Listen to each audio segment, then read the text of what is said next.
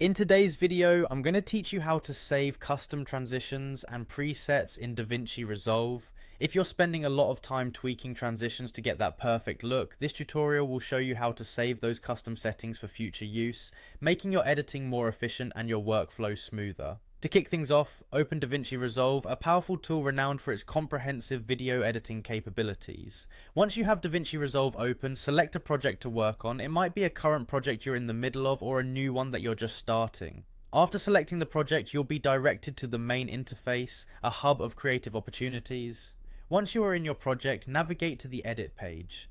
This section of Davinci Resolve is where most of your video editing magic happens. Whether you're trimming clips, adjusting audio, or applying effects, the edit page is where you can refine your project to perfection. Next, you're going to head over to the top menu bar and click on Workspace. This menu offers a range of options that allow you to customize your editing environment and tailor it to meet your specific needs. By selecting Workspace, you can adjust your layout and locate various panels and tools you regularly use. Moving on, look for Layout Presets within the Workspace menu. Clicking here will bring up a dedicated section for managing different layout configurations. This feature in Davinci Resolve gives you the flexibility to switch between various setups depending on the type of work you're doing, like editing, color grading, or audio mixing. Now you want to save your current layout as a preset, making it easily accessible for future projects. Click on Save Layout as Preset.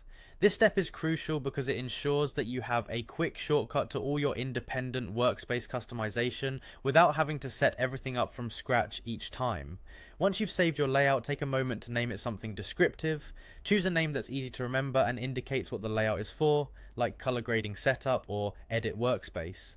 This habit will be particularly helpful when you accumulate different presets, since a descriptive name can save time and hassle when selecting the right setup for your tasks. And there you have it. By following these straightforward steps, you've successfully saved a custom transition or preset in Davinci Resolve. This simple yet effective trick allows you to streamline your workflow, leaving you more time to focus on crafting your narrative and less time tampering with technical setups. Be sure to try this out in your next project and watch your efficiency soar. Thank you for joining me in today's tutorial, and happy editing.